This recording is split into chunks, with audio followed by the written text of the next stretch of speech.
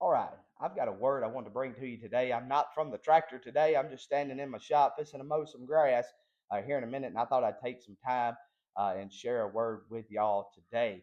Uh, I've been thinking about the state of our country here lately as a whole, and but not only our country, but the American farm and the American farmer, especially the small farm like we are.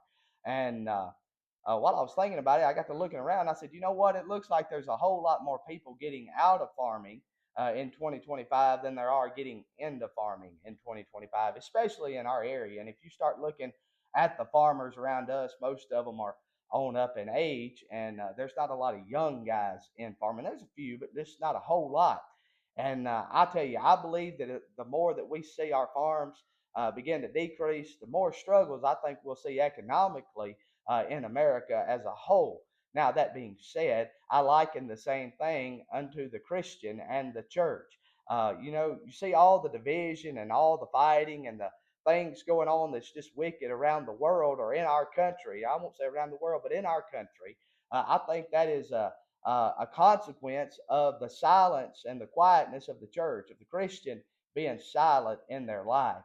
And I think that it's time, my personal opinion is that it's time for the Christian to stand up and be a Christian and live like a Christian, speak like a Christian, act like a Christian.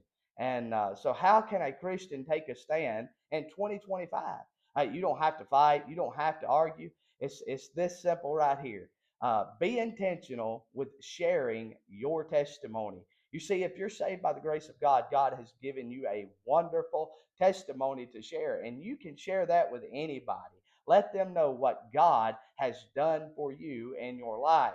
You see, the apostle Paul told Timothy in 2 Timothy chapter 1, verse 12, he said this, for thee which cause I also suffer these things, nevertheless I am not ashamed, for I know whom I have believed. The Apostle Paul knew who he believed in. See, you can know your God and you can share your God by sharing your testimony. Now, let me say this. Just like farming, you don't have to have the biggest equipment, the latest, greatest equipment. No, you don't have to have all of that. You can have a 40/20 and a four-row planter and work and farm and make money. You can do that. Well, as a Christian, you don't have to have been drugged through the gutter. You don't have to have been way off the rails. You may have been born and raised in church. And you know what? It took the same blood to save you as it does to the most vilest sinner.